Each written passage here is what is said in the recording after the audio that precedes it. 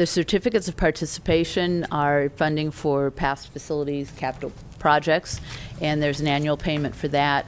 ADA implementation is something that each year I believe it's a 10-year schedule that we're working off of. The finance system is paying for the Munis system. The Mill Creek dams is kind of an estimate of what we think each year needs to be put towards that, and this is what we think this year would be put towards that.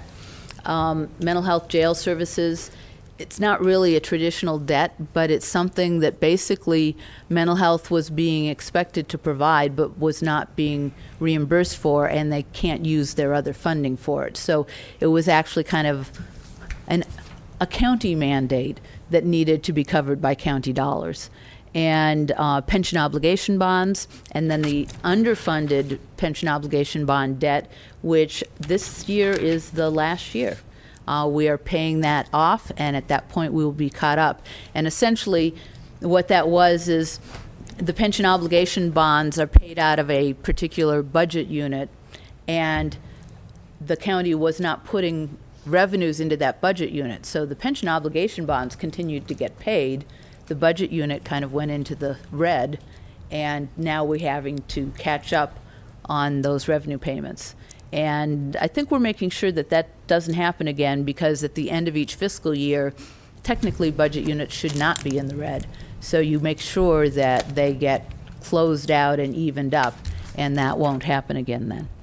The teeter plan, what that 5.1 million represents is the revenues that we anticipate for this year going into budget unit 1930, and the general fund repayment that we anticipated making this fiscal year. So that's what that 5.1 million represents there. And then the microwave system, that's one of the estimates anyway of the cost for that. So when you're looking at all of that, in general, it represents about $13 million in this year's budget. The next slide then shows what is more usually thought of as debts and liabilities. And you've got the certificates of participation, the pension obligation bonds, the POB debt, teeter plan, and then diverted from teeter. And what that is in the process of trying to ensure that we had a balanced proposed budget, despite all the cuts that were being made by the departments, et cetera. It has meant that, and you can define it however you want, but either we're complying with the board directive to put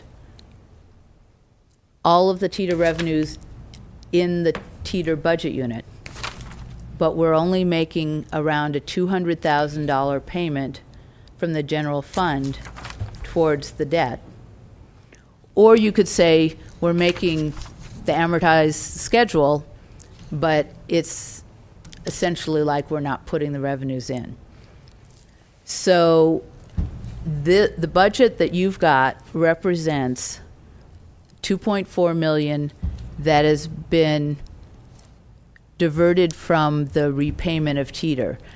It is not something that your staff are particularly excited about, and I mean from a sense of being pleased with it.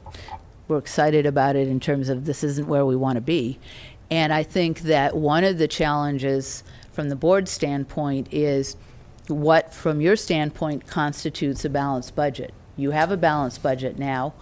However, it means not being able to make the full payment towards teeter. We are in no worse situation than we've been the last several years.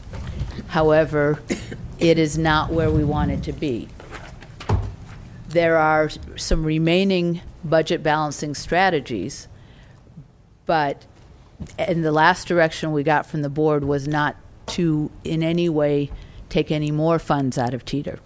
So I've tried to explain this as well as I can of where we are, but I think this is a very significant issue that needs to be addressed in some fashion. So I'll stop right now. Your comments have generated some interest. Supervisor I'm not surprised. Smith. Thank you, Mr. Chair. Allison, a few questions. Does the 5.1 million for the teeter represent the amortization amount? In other words, if you've referenced the amortization schedule for teeter, that would be what we're staying current with, that amount of repayment that's sequestered in the new budget unit. I think it's 1930. But there also has to be repayment because of the growing debt obligation that went from the 5.5 million to, I believe your slide said, the 17.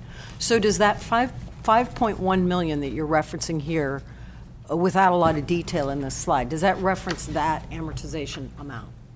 What 5.1 million represents is both the revenues from delinquent taxes and penalties and the general fund repayment from the amortization schedule.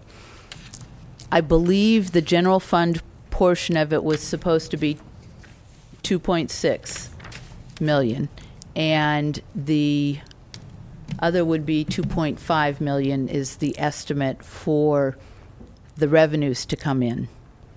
So this proposal basically just takes us $200,000 towards our debt repayment. Right. However, it does have the revenues Right. going Understood. towards for the first time ever. Right. So So we're only seeing a $200,000